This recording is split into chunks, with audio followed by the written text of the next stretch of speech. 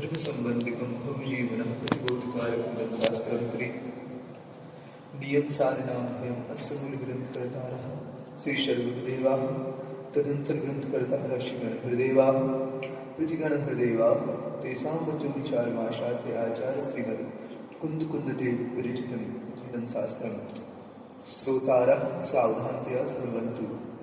मंगलम भगवान वीरो मंगलम गौतमोवड़ी मंगलम कुंकुंदाद्यो धर्मोस्तु मंगलम सर्वमंगलमांगल्यं सर्वकल्याणकारकं प्रधानं सर्वधर्माणां जैनं जयतु शासनं कोटिशतं द्वादश चैवकोट्यो लक्षानि चैव पञ्चाशदष्टौ च सहस्रसङ्ख्यं मेत्तोऽच्युतं पञ्चपदं नमामि अरिहन्ति भासेऽर्थं गणहरिदेवीं गन्त्यं सम्मं परिमामि भक्तियुक्तो श्रुणाणमहोभयं शिरसा इच्छाई भक्ति भक्ति का संग को तस्सालोचे अंगो अंग पहन्नाय पहुंडाय परियंगे सत्पड़माणे पुके चुलिया के शब्दथै त्वी तुम कायम स्याण चिकालम अंजीनी पूजनी वंदामि नमं सामि दुख को कम को हिलाओ सुगैनम समाहि वर्णन जिंदन संपत्ति हो मध्यम अथ पौराणिक स्वाध्याय विनय श्रीमद् आचार्य भक्तिकाय सर्वं गुरुमिहम्।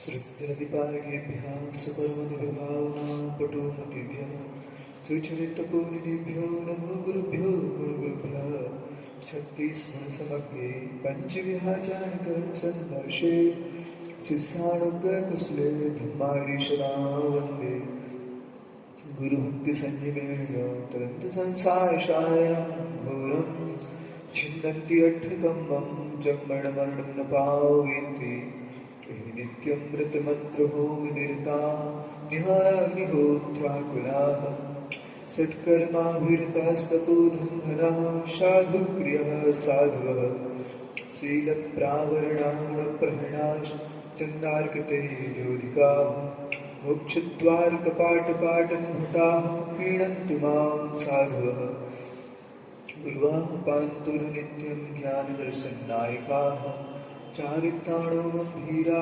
मोक्षमार्गोपदेशकाः इच्छामि भक्ति आयुक्ति कौसर्गो को तस्सालोचे श्रमणान् सम्बद्धचरितान् पंचविहाचारान् आयर्याणम् आयारादिश्रुदान् वदिष्यान् उवज्झायाणं तीरेण गुणपालं प्रयाणं शोभिशाहूढं स्याणचिकालम् अंजेमि कूजेमि वन्दामि नमं सामि दुख को कम को हिला सुयुगम समाहीरणं जिन्दुं संपत्ति हो मध्यम रमियूण जिणं वीरम् अनन्तवरदानुदर्शन स्वभावम् ओछामिनियं सारं केवली सुर केवली भड़िदम अनंत अनंत परम सत्य परमेश्वरी भगवान की एक झड़ श्री पार्शनाथ भगवान की आचार्य कुंद कुंद देवी की आचार्य गुरु श्री ज्ञान सागर जी महाराज की आचार्य भगवान श्री विद्यासागर जी महाराज की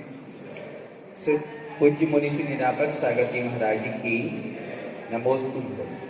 सच्चे अनंत द्रव्य ज्ञान शुभावधाता वे वीर हैं जिन जिन्हें सिर में नवाता भाई तुम्हें नियम सार सुनो सुनाता जो केवली वसत केवली ने कहा था।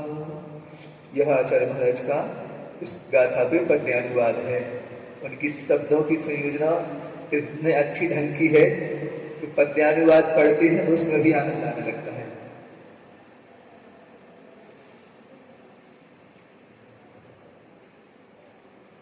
अग्नि होती है,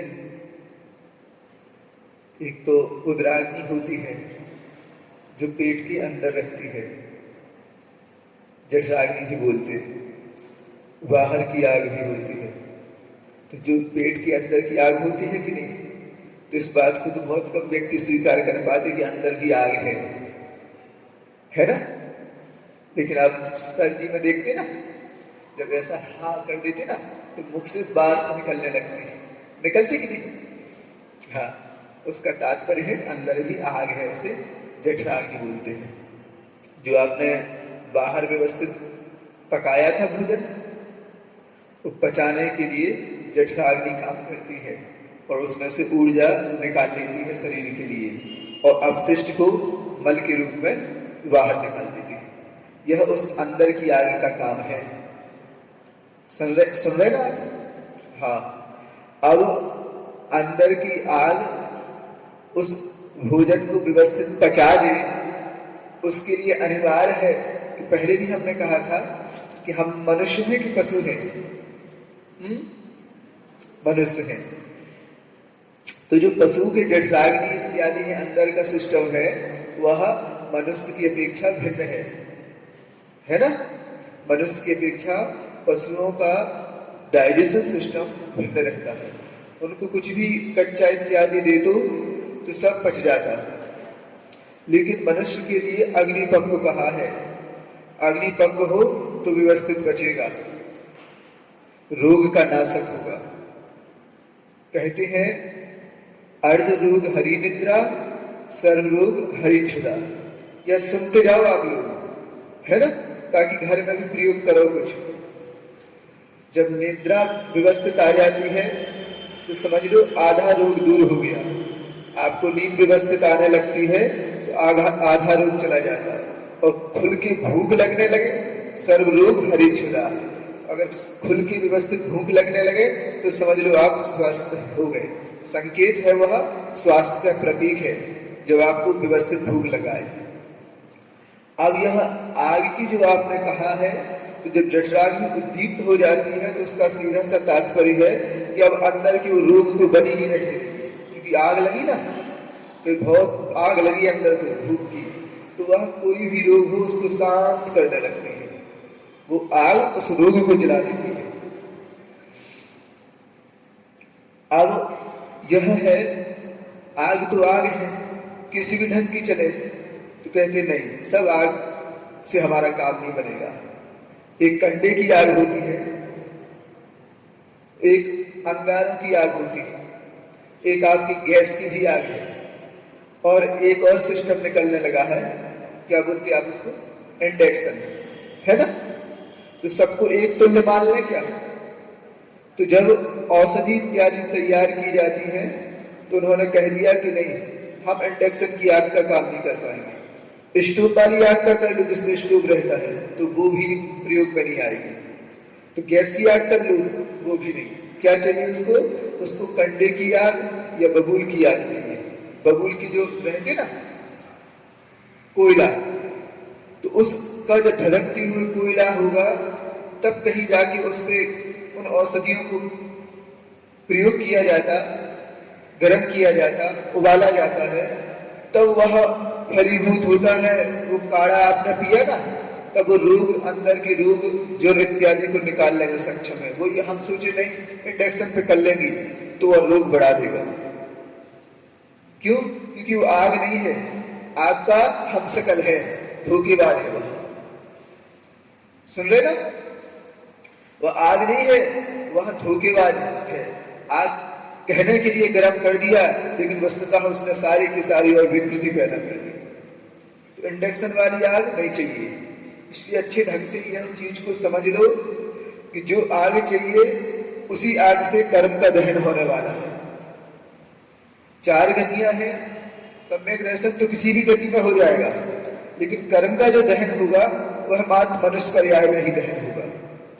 सारे की सारे देवता लोग जैसे आप हैं तो बार बार बीमार हो जाते हैं, भूख से पीड़ित हो जाते हैं, यह समस्या है, कई रोग लग जाते हैं। लेकिन देवताओं को तो कुछ रोग लगता ही नहीं है। उन्हें कुछ ऐसी व्यवस्था दे दो कि वो दिगंबरत्व धारण कर लें और कर्मों का क्षय कर लें। तो कहा है उनके पास ऐसी आग है कि गर्म तो कर देगी, लेकिन रोग का नाशक नहीं है। सुन रहे कि नहीं आप? आपके पास मात्र एक ऐसी शक्ति है, ऐसी आग है जो रोग को नाश करने के लिए कारण है। सबके पास वैसी शक्ति नहीं होती।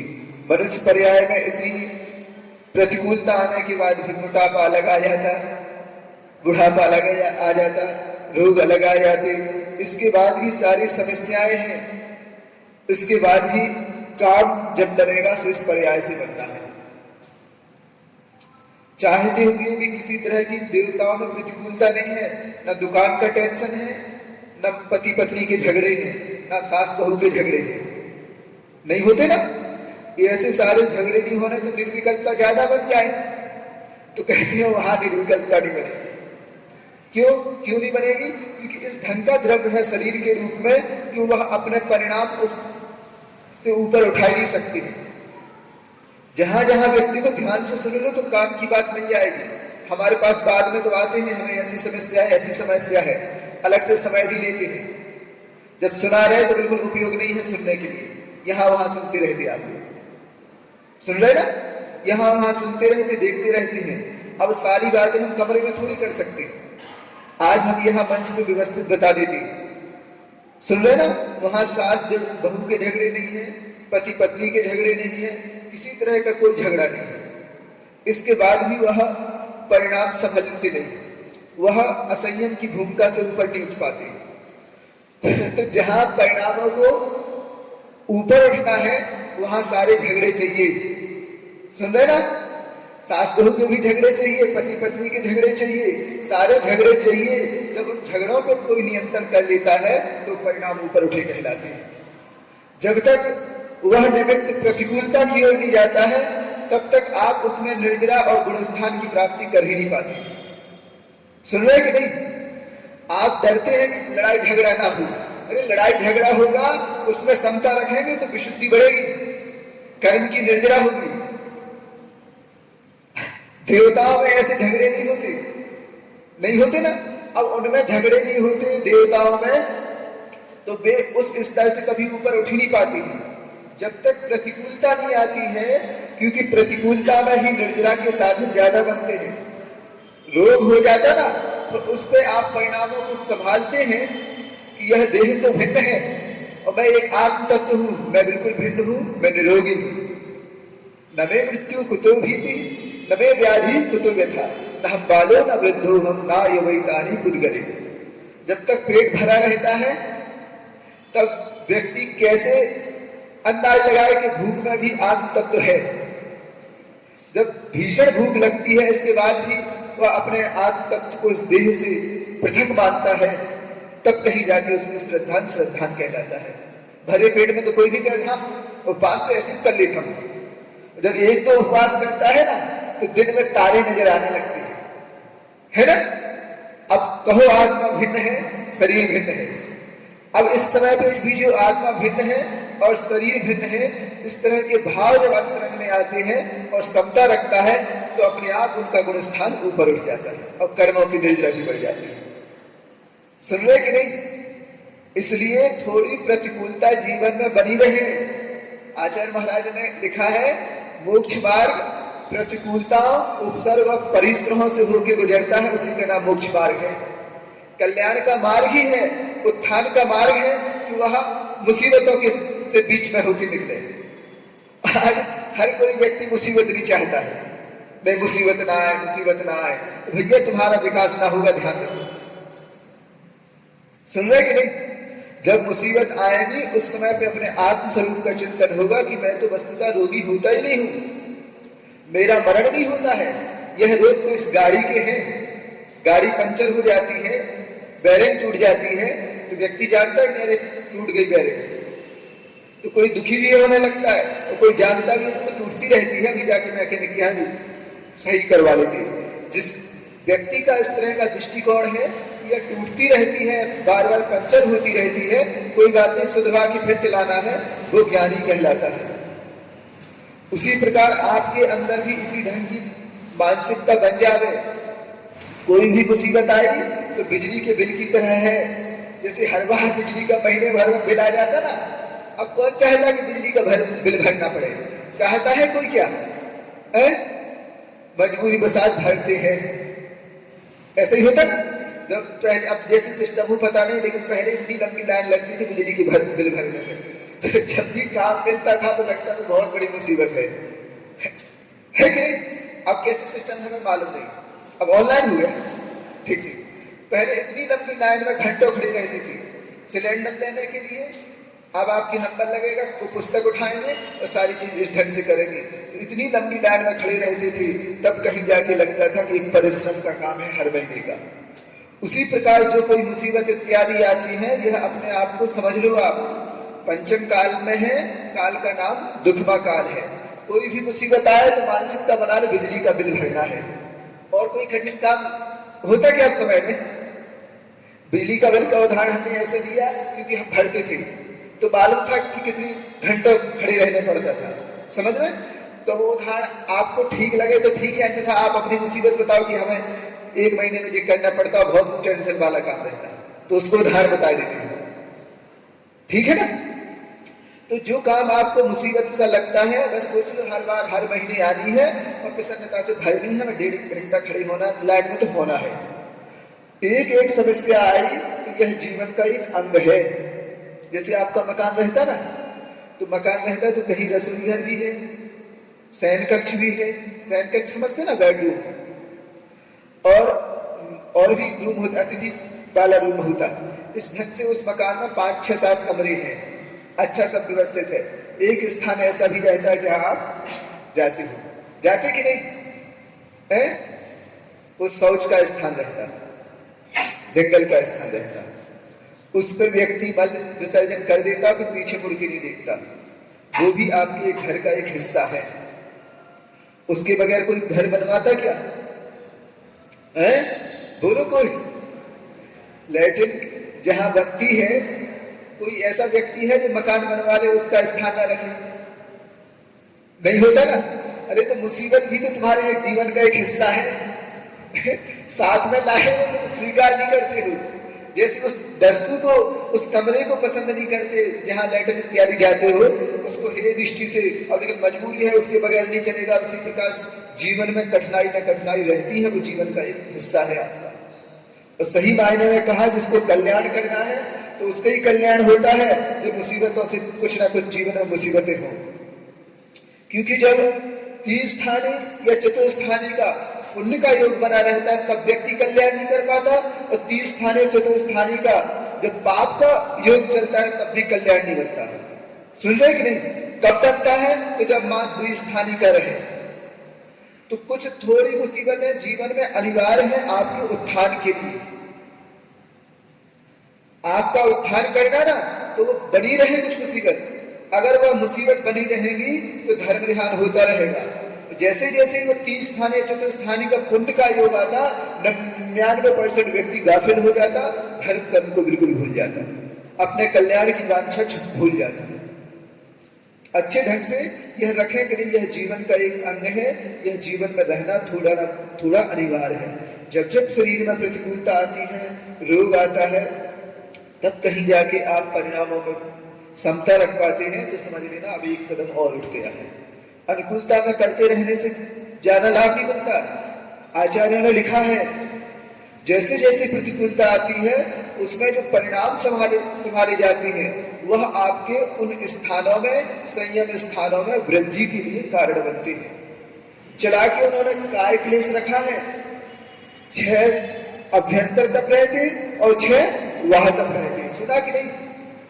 तो काय क्लेश रखते उसमें कुछ ना कुछ शरीर में पीड़ा बनी रहे, तो क्या कहता? तो जाके ऐसे स्थान पे बैठ जाओ जहां थोड़ी शीत की बाधा हो, ऐसे स्थान पे बैठ जाओ जहां ग्रीष्म की बाधा हो, या एकासन उपवास इत्यादि करो तो भूख लगना चाहिए। भूख लगेगी, फिर इसके बाद आप आत्मचिंतन करें, इस देह से जो मैं भिन्न हूं, यह जो भूख लग रही है उस गाड़ी की ईंधन की मांग है। अब वहां आप तटस्थ होकर बिल्कुल याद रखें कि एक भूख लग रही है, गाड़ी की मांग है कि इसमें भूख है, इसमें ईंधन डालना है, यह ध्यान रखें ये मेरी मांग नहीं है। एक और गाड़ी में टेम्परेचर मीटर होता है, बच्चे नहीं जानते होंगे, महिलाएं भी नहीं जानती होंगी, लेकिन पुरुष गाड़ी चलाते ना 4 व्हीलर, उन्हें याद मालूम होगा कि जैसे टेम्परेचर मीटर गर्म हो जाता ना तो संकेत कर देता कि गर्म होगी गाड़ी, तो पहले रेडिएटर में पानी डाल देते थे, अब व्यवस्था नहीं हुई, अब तो सब ऑटोमेटिक हो गए, वही सब सिस्टम ठीक है। तो संकेत मात्र है, इसलिए हर हफ्ता कम से कम एक बार अंधो छूट जाए।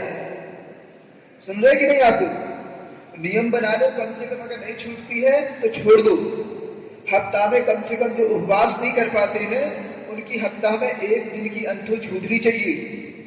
वह एक दिन की अंधो शाम के समय का छूट जाएगा तो तीव्र भूख लगेगी, और जो तीव्र भूख लगती है वह डाइजेशन सिस्टम को ठीक कर देती है। कई व्यक्ति कहते हैं महाराज जी, और जिस दिन कभी कभार लेट हो जाए तो अरे दिन सौभाग्य है आपका, अंधो छूट रात्रि भोजन का त्याग कहते ना, तो महाराज जी कभी कभी लेट हो जाए, अरे जब ये सौभाग्य मानना, भगवान को धन्यवाद देना कि भगवान अच्छा हुआ आज अंधो छूट गई। क्यों? पूरा सिस्टम सुधार देगी वो अंदर का। सुन रहे कि नहीं? जब कभी अवसर मिल जाता है, जैसे जो 45 वर्ष के ऊपर हो चुके हैं वह तो बिल्कुल मानसिकता बना लें जब छूटती जाए बार बार इनकी, एक एक बार रहे, क्योंकि 45 वर्ष के बाद आप जितना चाहे दे दो, अब रोग के लिए कारण तो होगा, तुम्हारे शरीर के संवर्धन में कारण नहीं है। तो जब तक छूट जाए अंधो तो सौभाग्य मानो आज हमारा सिस्टम अच्छा हो जाएगा। कई बार ऐसा हो जाता है जब हमें कुछ ढंग का हो जाता ना तो प्रसन्न, जब गृहस्थ आते तो रोने लगते, क्या अरे हम रोज उपवास थोड़ी कर पाते, हमारे उपवास करने की क्षमता नहीं है, आज इस ढंग का अवसर आ गया है, हमारा सिस्टम सुधरने वाला है, तुमने बहुत उपकार कर दिया है। इस ढंग से उनके लिए क्यों गलत भी तो नहीं है ना। 7 दिन में एक बार की अंधो छूट जाए, समझ लेना शरीर के विकार को दूर करने वाला है, शरीर के विकार को दूर कर लेगा। और उस समय जो आप बार बार धर्म ध्यान करते ना, तो उस समय समझो कि यह जो गाड़ी है यह पर है, यह गाड़ी पर है। उस भूख के बीच में भी अपना उस आत्म तत्व को याद रखो कि इसके बीच में भी मैं हूं। जब पेट भरा था तब भी तुम थे, आज पेट खाली है तब भी तुम हो, है कि नहीं?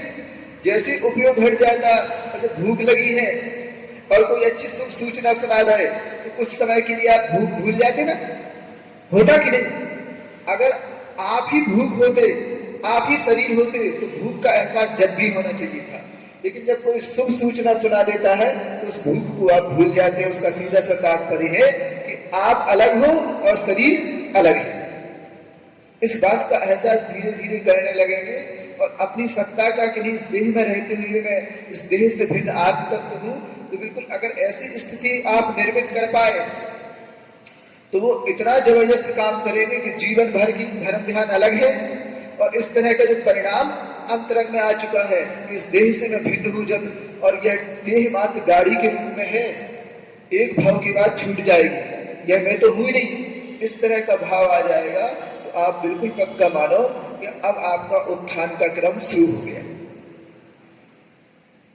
समझ रहे कि नहीं? ये प्योर धर्म ध्यान है। इस ढंग की भावना आ गई, फिर जिनेंद्र भगवान के प्रति भक्ति का प्रादुर्भाव हुआ तो बिल्कुल पक्का मानो आप, हाँ अब यह असंख्यात गुणी निर्जरा के लिए कारण बनने वाला है। ठीक है ना? अब चाहे तो कुछ प्रश्न वगैरह पूछ सकते हैं। तो हमने इसलिए यह सारी चीजें बता दी कि 10 लक्षण की तैयारी करनी है ना, तो इस ढंग से अब नए सिरे से ऐसे करनी है, अपने शरीर के साथ साथ अपने आत्मा को भी संभालना है। यह अंतरंग का धर्म ध्यान है। सुन रहे ना? अभी बाह का धर्म ध्यान किया था, अब वास्तविक धर्म ध्यान करना है। वह व्यवहार धर्म ध्यान था, यह अब आत्म कल्याण के लिए करना है। भोजन को भी ईंधन के रूप में स्वीकार करना है। जब भी भोजन करो, कोई भी जो भोजन में उतार चढ़ाव हो जाता है स्वाद इत्यादि में, उसमें इसी ढंग से सोच के शांत रहना है, मात्र ईंधन समझ के।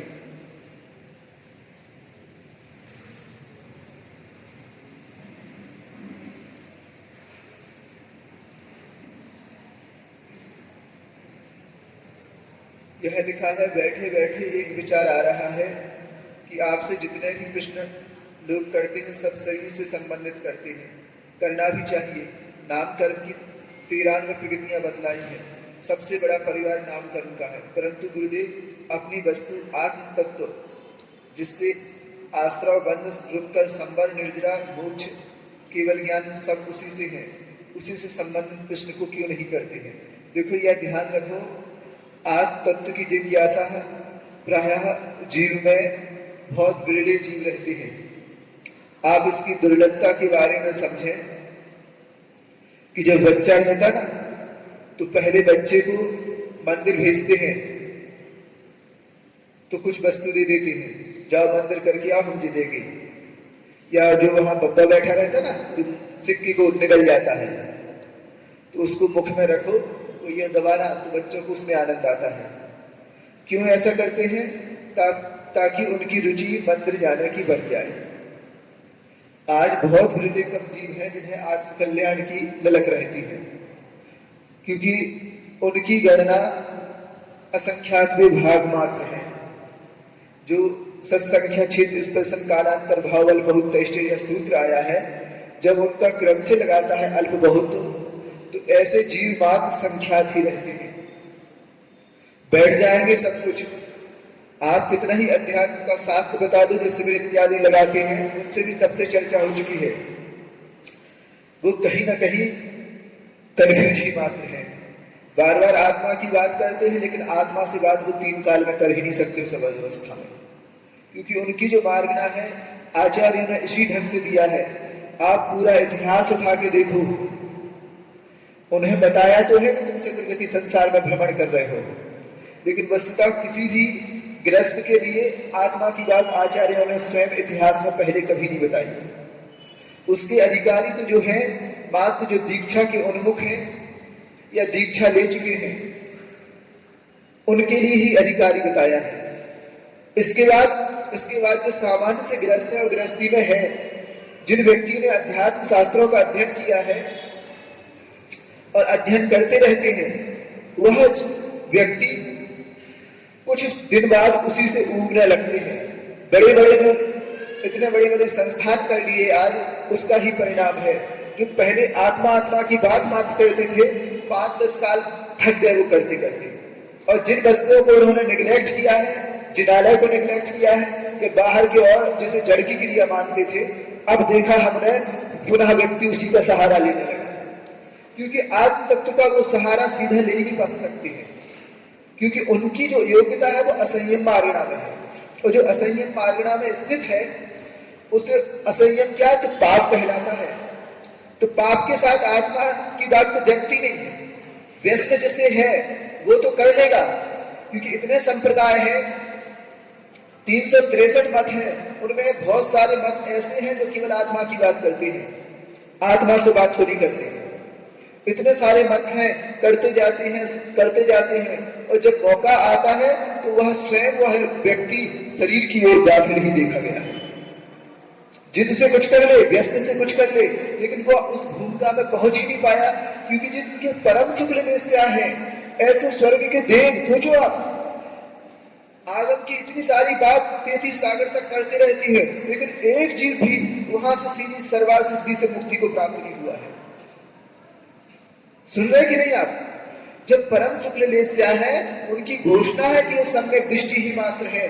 सारे के सारे जितने सर्वार सिद्धि में, अनुदिश में, विजयादित्य में है, 9 ग्रेड से ऊपर, सारे के सारे सम्यक दृष्टि ही होते हैं। और सम्यक दृष्टि होने के बाद एक भी जीव वहां से सीधा नहीं कि वहां से सीधा मुक्ति प्राप्त करे। उसका मूल कारण है कि अंतरंग में वह असंयम मार्गणा बनी है। बाहर से आप कितनी चर्चा कर लो, लेकिन निर्जय बढ़ेगी क्या? निर्जय होने वाली नहीं है। और यहाँ मुक्ति के लिए निर्जरा कार्यकारी है, आत्मा की बात कार्यकारी नहीं है। जब तक वह निर्जरा के स्थान नहीं बढ़ते हैं, क्योंकि आप बंधित हैं। बंधित किससे हैं? तो कर्म से बंधित है। तो निर्जरा जब तक वह कर्म निर्जरित नहीं होंगे, तो आत्मद्रव्य स्वतंत्र कैसे हो पाएगा? तो इसलिए उन्होंने स्पष्ट रूप से कहा है, मिथ्यात्व, अवरधि, प्रमाद, कसाय और योग, यह क्या है? तो आश्रव के प्रत्यय है, कारण है। इनके माध्यम से आश्रव होता रहता है और आत्म तत्व बना रहता है। तो आप मिथ्या से ऊपर उठे तो अपने आप में अवरति को दूर करो, अब तत्संबंधी कर्मों का आश्रव रुक जाएगा। यह मार्ग है कल्याण के लिए। और रहा तो इनके लिए धीरे धीरे इसी ढंग से परोस रहे हैं, ताकि पहले अनिवार्य है, जब तक संसार से प्रीति नहीं होती है, तब तक आत्मद्रव्य से प्रीति नहीं होती है। इन लोगों को चर्चा बहुत करते हैं, लेकिन वस्तुतः उनकी इतनी वृद्धता देखी गई, हमने ऐसी वृद्धता देखी है कि वह छूट ही नहीं पाती। आत्मा की चर्चा करते हैं लेकिन पूरा का पूरा समय केवल शरीर में उसमें जाता है। कब वे इस आत्मा से विमुख हो गए उन्हें पता ही नहीं। आत्मा की चर्चा करेंगे, यह नहीं जानते कि आत्मा की चर्चा थोड़ी की जाती है। जो आत्मार्थी रहता है वो आत्मा में प्रवेश कर जाता है। अब इन्हें तो प्रवेश कर ही नहीं पाना है, तो जो करना योग्य है वो भी नहीं कर पाता, और जो मिला था वो भी छूट जाता। एक अभी जिनकी दीक्षा हो गई है, सुजाता रोटे हैं कोई, शायद उनकी आर्य का दीक्षा हो गई, उनका नाम रखा गया, देखने में मिल गया था शुद्धात्मति, बहुत निश्चय की अच्छे थे, उनसे कई व्यक्ति पढ़ते थे। तो जब हम अभी इंदौर में थे उदासीन आश्रम में, तो एक दादी आती थी, और वो दादी आती थी तो महाराज जी उन्होंने अच्छा कहा कि महाराज जी जो आज आचार्य श्री आए हैं, तो आचार्य महाराज के निमित्त से इतने सैकड़ों चौके लग रहे हैं, तो इसका पूरा का पूरा दोष आचार्य श्री को लगेगा। हमने कि ऐसा लगता है? बिल्कुल महाराज जी, बिल्कुल लगता है, क्योंकि निमित्त से तो आचार्य श्री के लग रहे हैं। पक्का मानते हो कि नहीं है? हाँ महाराज जी बिल्कुल पक्का मानते हो। अब मुकरना नहीं अपनी बात से, नहीं मुकरेंगे। तो हमने कि जैसे मंदिर में प्रवचन होता है, करते कि नहीं कोई? हाँ पंडित जी करते हैं। तो इतने व्यक्ति मंदिर जाते हैं, काय से जाते हैं? गाड़ी से जाते हैं प्राय अधिकांशता। तो जो कितनी बार स्वाध्याय होता है? तो कम से कम 2-3 बार तो स्वाध्याय होता है। तो अब 2-3 बार व्यक्ति गाड़ी से जा रहा है, तो सारा का सारा दोष पंडित जी को लगेगा कि ना लगेगा? क्योंकि पंडित जी अगर प्रवचन नहीं करते तो थोड़ी 3 बार कोई जाता, चुपचाप रह गई वो। हमने कि बताओ, महावीर भगवान का समोसन लगा था, और जब वो मेढक शेड़े के हाथी के नीचे कुचल गया था, तो उसका दोष महावीर भगवान को लगना चाहिए था कि नहीं लगना चाहिए था? क्योंकि समोसन में बैठे हैं महावीर भगवान, अगर समोसन नहीं लगता तो वहां जाता क्या नहीं कोई? तो नहीं जाता कोई। तो जितने मात्र मेढक का एक प्रसंग है क्योंकि वह देव बन गया, लेकिन असंख्यात जीवों की विराधना हो जाती होगी, इसमें कोई दो मत नहीं है। समझ रहे कि नहीं?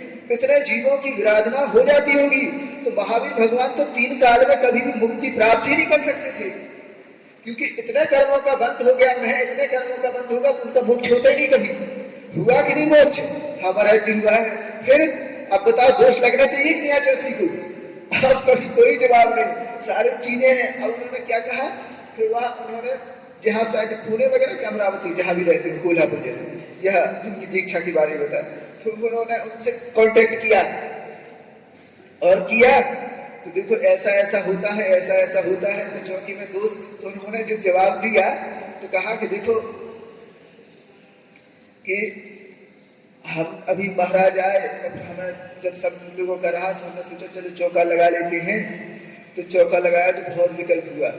क्यों विकल्प हुआ? क्योंकि पूरा 8 पहरी घी देखना था, 8 पहरी घी करना था, तो उसको बनाने में समय लगा, कुआं से पानी लाना था, उसमें समय लगा।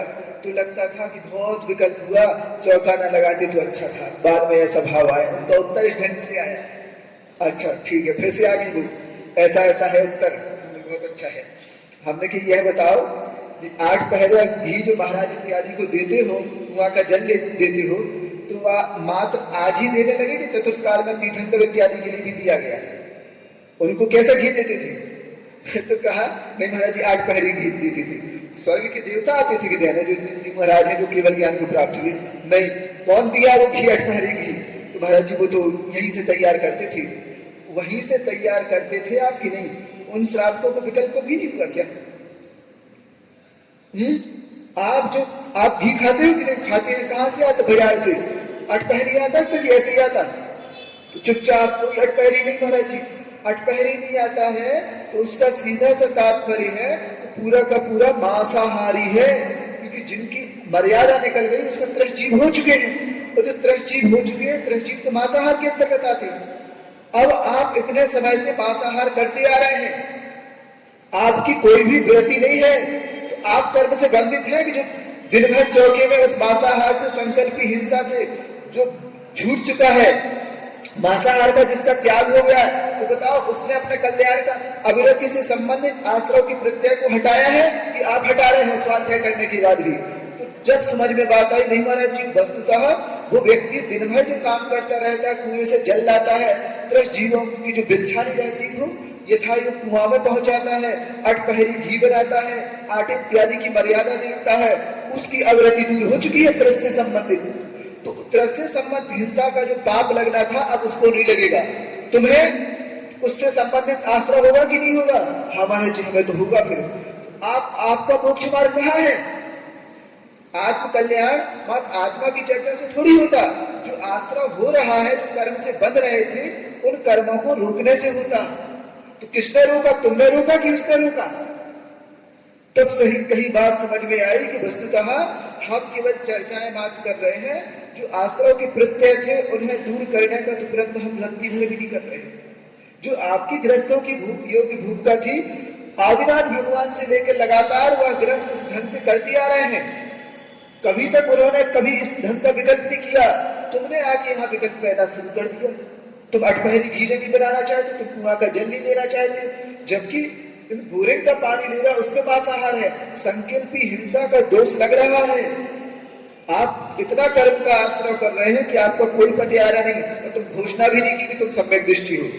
तो हमारा यह भी नहीं कर रहे। तुम्हारी होनहार कितनी गंदी हो चुकी है, समझ रहे कि नहीं? ना तो तुम्हारे सम्यक दर्शन का पतियारा है, और जो बाहर से पाप छूटना था वो भी पाप भी नहीं छूटा है, तो तुम्हारा क्या होगा? इसलिए अच्छे ढंग से करने योग्य जो श्रावक के काम है वो पूरे करो। देवता लोग नहीं कर पाते। इतनी संपन्नता के बाद वो सौभाग्य केवल तुम लोगों को प्राप्त है, उसमें रोगे तो कैसे बनेगा? जो सौभाग्य देवताओं को भी नहीं है, सम्यक दृष्टि है, फिर भी निर्जला के साधन नहीं बना सकते। लेकिन आपके पास इतना पुण्य है कि उस पाप कर्म को दूर करके आप सही स्थान पर रह सकते हो। कोई घोषणा यहाँ पे नहीं कर सकता कि मैं सम्यक दृष्टि हूं। लेकिन जो बाहर से पाप का त्याग किए है और द्रव्य व्रतों का पालन कर रहा है, उसकी घोषणा है कि उसकी दुर्गति नहीं होगी। मैं घोषणा कर सकता हूँ। जो द्रव्य रूप से व्रतों का पालन कर रहा है उसकी दुर्गति नहीं होगी, क्योंकि सम्यक दर्शन का भी कोई पतियारा नहीं, किसी को होगा कि नहीं होगा। लेकिन द्रव्य व्रतों का जो पालन करते हैं उसके प्रभाव से आपकी सदगति होगी, यह आगम की घोषणा है। इसलिए अच्छे ढंग से मानसिकता पूर्वक जो बताया है वो करने योग्य है। आपके अच्छे ढंग से किया करो। पूरी मानसिकता रूप से अभी नहीं, हमारी बस की नहीं है। अरे अब बस की थी तब किया नहीं, अब बस की नहीं बचेगी तो क्या करोगे फिर? आज क्षमताएं है ना, अच्छे ढंग से बिना किसी उसके। और एक चीज और आई थी, प्राय आते रहते हैं व्यक्ति, तो यह चीज ध्यान रखो, जो घर के बुजुर्ग इत्यादि हैं, बड़े हैं, वह संबंधों को निर्वाह करना सीखें। अच्छे ढंग से इस ढंग की प्रवृत्ति करें कि आपस में देखो, आपस में कलह ठीक नहीं है। आज आप देखते हो कि प्राय जो बहुएं आती हैं वो परिवार के साथ रहना नहीं चाहती ना, वृद्ध माता पिता को छोड़ देती है। क्यों? क्या कारण है ऐसा हुआ? तो कई जगह से जब हम कहीं थे तब आके बताया था कि महाराज जी, हमारे जो और सामूहिक परिवार है, कई सदस्य हैं, तो उसमें ऐसी स्थिति है कि आपस में जो हमारी सास वगैरह है, सास की जेठानी वगैरह रहती ना, तो वह आपस में भिड़ाती रहती है, एक दूसरे को लड़ाती रहती है, और कभी दिवाली जेठानी में लड़ाई करवाती है, कभी इस ढंग से करवाती है। तो उस परिवार के बिखराव में आप कारण बन जाएंगे। सुन रहे कि नहीं? इसलिए बहुत विवेक से काम करो। आज वो बहुएं रहना नहीं चाहती, वो चाहे कि अपने मायके में कहेंगे इस ढंग की कि ऐसा ऐसा परेशान करते हो, तो जिनकी छोटी छोटी बहनें हैं तो हमें ऐसे परिवार में ऐसे लड़के को देना जो अपने माता पिता के साथ ना रहे। उसका कारण कौन बन गया? तो घर के वो बूढ़े बड़े व्यक्ति बन गए जो परिवार को हैंडल करते नहीं, आपस में लड़ाई करवाते रहते हैं। बात बात पे ऐसे झगड़ा करोगे तो कोई नई पीढ़ी आपके घर पे नहीं रहना चाहेगी। उसका जवाबदार कौन है? आपके घर में जो बच्चे रहते हैं, या तो सर्विस की ओर को लड़कियां भागेंगी, जिनका पति सर्विस करे ऐसे से विवाह करना है, क्योंकि कम से कम माता पिता के पास नहीं रहेगी। और जो माता पिता के पास बच्चे हैं, व्यापार यही दुकान करते हैं, तो उनसे कोई शादी करने तैयार नहीं होगा, क्योंकि उनकी मम्मी पापा साथ में रहते हैं, लड़ते हैं। सुना कि नहीं? अगर इस ढंग की प्रवृत्ति पे आप रोक नहीं लगाएंगे तो महादुर्भाग्य हुआ। आपने पूरे समाज को तबाह करने का पाप लगेगा आपको, कि सारी समाज की जो व्यवस्था बढ़ रही है, अब बाहर जाएंगे तो धर्म ध्यान करेंगे क्या? अगर आज प्रेम से हैंडल करोगे आप, एक दो बात तो सुन लो, बनता नहीं क्या ऐसा? एक प्रसंग था आचार्य श्री शांति सागर महाराज के समय का। तो वह हुआ कि अच्छे धनाढ़ थे, तो जैसे बहू आई तो कुछ ही दिनों बाद उन्होंने अपनी सास को तंग करना शुरू कर दिया। ऐसी नौबत आ गई कि वह जो रूखा सूखा घर का पूरा काम करती थी वह, और रूखा सूखा खाना मिलता था, तो इस ढंग से फटे कपड़े पहनती थी वो सास, जबकि करोड़पति घर की थी आज के हिसाब से मान ले तो। एक बार जैसे आचार्य शांति सागर जी महाराज थे, वहां पे वो दर्शन करने गए, तो महाराज चेहरा देख के बात कह गए कि हाल तो पूरा फटेहाल है, लेकिन चेहरे का तेज बता रहा है कि कुलीन महिला है। इसके अंदर का जो चेहरा देखा तो ये कोई दरिद्र घर की नहीं है, स्वयं समताशील है, परिणाम बहुत पवित्र है, तो इसके बाद भी फटेहाल है। तो जो पास में बैठे थे तो बताया महाराज जी यह 2 प्रतिमा का पालन करती है, अच्छे ढंग से करती है, इनके लड़के बहुनैन है, परेशान करना शुरू कर दिए, रूखा सूखा देती है। तो महाराज ने उस प्रवचन में, प्रवचन सुनने आते कि नहीं आते? वो आते हैं महाराज। तो प्रवचन में महाराज ने इसलिए अच्छे ढंग से बता दिया कि तुम अगर इस ढंग के व्यक्ति को परेशान करते हो तो तुम भव भव में ऐसे दरिद्र रहोगे कि किसी के सामने सिल्वर का कटोरा मात मिलेगा फैलाने के लिए। तुम अपने घर में जो सदस्य आया है उसे इस ढंग से परेशान करोगे तो तुम्हारे हाथ में मात्र सिल्वर का कटोरा मिलेगा भीख मांगने के लिए, और कोई बचत खुचत का जूठा फेंकेगा तुम्हारे हाथ में। इस ढंग का कर्म का बात बंद कर रहे हो तुम।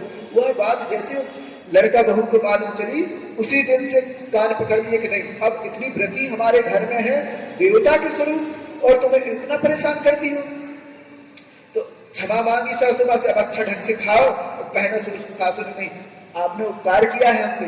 क्या उपकार कर दिया हमने? हमें तो आपने परेशान किया, आपको हमने तो बताया कि देखो अगर तुम हमें मन चाहा जब से खाने देती तो बुढ़ापे में थोड़ी रस खाए जाती, बुढ़ापे में ज्यादा खाता वो बीमार हो जाता, हमारी साधना नहीं बन पाती। तो आपने उपकार किया आपने कि हमें रस खाने के लिए बंद कर दिया, हमें मीठा नहीं दिया, हमें घी नहीं दिया, इसलिए हमारा शरीर आज संलेखना के लिए व्यवस्थित है। अगर बुढ़ापे तक हम इतनी चाट उकारता लंपटता रखते तो हमारी साधना पढ़ ही नहीं पाती। आप लोगों के कारण हमने बहुत साधना कर दी, हमें संलेखना लेना है, इसलिए अब हमें फ्री कर दो। समझ रहे कि नहीं आप? और आप लोग अगर इसी तरह उन बहुओं की भी लगाओ तो आप लोग इस ढंग से कहीं बहुएं परेशान करती, कभी सास परेशान करती हैं। इस ढंग से आप परेशान करोगी तो बिल्कुल पक्का मानो जिसे भिखारी बनना है, दर दर पे भीख मांग के खाना है, वो इस ढंग का कलह घर में करेगी। क्योंकि ऐसे व्यक्ति जो कलह करते हैं उसका फल केवल भिखारीपन है। देख लो कई स्त्रियां हैं पूरे बाल बिखरे हैं, चेहरे पे काले हैं, फटे कपड़े पहने हैं, या उसका सीधा सा तात्पर्य था जब गृहस्थी में रहे तुमने अच्छे गृहस्थी में पालन नहीं कर पाया ना, उसका यह फल रहा कि तुम्हें अब यही भोगना है। अब जो भोगना चाहते हैं तो घर में कलह करें, यह बिल्कुल पक्का मानो आप। अगर इस ढंग की प्रवृत्ति के साथ आपस में लड़ाई झगड़ा करते हो, चाहे बूढ़े बाड़े व्यक्ति पुरुष हो या महिलाएं हैं, इस ढंग की घर में कलह होती है तो उसका भयानक दुष्परिणाम आपको भोगना पड़ेगा। आपकी आयु देख लो आप, इस ढंग का अगर कलह होती है, आपके आयु का पढ़ाव बन चुका है। इस समय पे आपकी आयु का बंद होना है। जिसकी उम्र 45 वर्ष की हो चुकी है वो बिल्कुल पक्का मानो कि उसकी आयु का बंद शुरू हो चुका है। अब इस तरह के साथ जो आयु का बंद करेगा उसकी बात दुर्गति होनी या भिखारी बनेगी, या भिखारी बनेगा, सुअर जैसी स्थिति बनेगी, घर घर जाके मन की सफाई होनी होगी। यह हम नहीं कहे, आगम में लिखा है, बताने का था। आचार्य ने कह दिया अच्छे ढंग से बताया करो, तो अच्छे ढंग से बताते हम। बुरा लग जाए तो लग जाने दो। लग रहा कि नहीं बुरा? नहीं लगता? बहुत मन कठोर हो चुका है आपका, आप तो कुछ भी कहते रहो, बुरा तो लगता ही नहीं है। इतना कठोर हो चुका है, वज्र जैसा कठोर तो महाराज तुमको कुछ कह दो, हम तो बहुत जिद्दी व्यक्ति हैं, हम तो दरवाजे खोल के रहेंगे। सोच लिया है कि त्रियंच गति के दरवाजे आप खोलोगे? कितने व्यक्ति ने सोचा है? नहीं सोचा? खोलना तो नहीं है, न नरक के न त्रियंच गति के। तो जो जो बताते जा रहे हैं समझते जाओ, सौभाग्य है, क्योंकि यह वाणी भगवान की वाणी बार-बार नहीं मिलेगी, न कोई तुम्हें इतना डांटने वाला मिलेगा। समझे कि नहीं? हमें इतने भक्कड़ है कि इतना डांट के बोल देते। हर कोई तुम्हें बोलने वाला ही नहीं है कि तुम्हारी गलती तुम्हें बता देगी। हर कोई को तो नहीं तो क्या मालूम जनता आएगी कि ना आएगी, इसलिए कोई बोलता ही नहीं होगा है। तो इतना कठोर बोलते हमारा कोई आने तैयार नहीं होगा। अच्छे ढंग से कड़वी दवाई है, पीते जाओ, अपना रोग दूर करते जाओ, सब अच्छे ढंग से होगा। और किसी भी ढंग से अब अपनी आगे जिनको लड़ाई झगड़ा करते हैं, कायदे से एक दिन दो जन आना और स्वीकार करते जाना, महाराज जी हम कलह करते घर में, हम चुगली करते, हम मायाचारी करते, उसका जाके प्रायश्चित लेना। आगे की अगर अच्छा चाहते हो, अगर इस ढंग का नहीं कर पाओगे, बिल्कुल पक्का है बिना प्रायश्चित लिए अगर तुम्हारी आयु का बंद होगा, मरण हो गए, तो दुर्गति के अलावा कोई उपाय नहीं है। घर में कलह होती है तो समझ लो आप दुर्गति के लिए कारण बन रहे हैं। सुन रहे कि नहीं? महिलाएं हो या पुरुष हो, कोई भी हो जो अभी तक गलती की है, उसका कार्य सर करके जाना कि अब ना होगी। तो जब इतनी दादी समझदार हो सकती, तुम तो बहुत ठीक हो, उतनी बुढ़ापा आया ही नहीं है, तो बुढ़ापे के पहले संभलना है। हम बुद्धिपूर्वक अपना चारित्र में दोष लगाते हैं, तो क्या एक पूर्व कर्म की उदय से होता है? इससे बचने के लिए क्या करें? तो भाई बुद्धिपूर्वक लगाता है तो यह उसका चारित्र कहलाता ही नहीं है। जो बुद्धिपूर्वक लगा रहा है उसके अंदर कोई चारित्र नहीं है। अबुद्धिपूर्वक लग जाता है, चाहता नहीं है, व्रत में दोष लग जाता तो भी आंसू बहाता है कि गलती हो गई। और निरंतर जो व्यक्ति पता है कि हमारे व्रतों के अनुकूल नहीं है, फिर भी कह रहा है, इसका सीधा सा तात्पर्य तीव्र कर्म का उदय तो है ही, चारित्र मोहिनी कर्म का उदय है। मतलब चारित्र मोहिनी कर्म का उदय है, उसके कोई चारित्र नहीं है। समझ में आया कि नहीं? चला के जो व्यक्ति इस ढंग के अपने दुनिया के लिए बता रहा कि हम महाव्रती अव्रती हैं, लेकिन वो इस ढंग से चला के रोज दोष करता है, तो उसके अंदर कोई भी चारित्र है ही नहीं। यह ध्यान रखो आप। समझ में आए? गलती से हो जाना, मजबूरी बसात होना इत्यादि अलग बात है, लेकिन व्यक्ति इसकी लापरवाही पूर्वक कर रहा है तो उसके कोई चारित्र नहीं है, कोई चारित्रहीन व्यक्ति है। ठीक है ना? पर्याप्त हो गया। हम सोच रहे थे कम हो गया, लेकिन फिर भी इसके बाद भी अच्छा ढंग से हो गया। बोले आचार्य भगवान श्री विद्यासागर जी महाराज की बुद्धि समाधि परिणाम शुद्धि स्वात्मोपलब्धि शिव सौख्य शुद्धि चिंता चिंतित वस्तु दाने तो आबंध मानस नमास्तु देवी। देखो ध्यान रखना, हमने जो कहा है ना, तो अच्छे ढंग से पालन करना। अब तुम सही धर्मात्मा तुम्हें 10 दिन में बनना है। हम चाहते हैं प्योर धर्मात्मा बनो तुम 10 दिन के लिए। उसका आनंद जीवन पे एक छाप छूट जाएगी, तुम्हें जीने की कला आ जाएगी। कैसे प्रसन्न रहते हैं?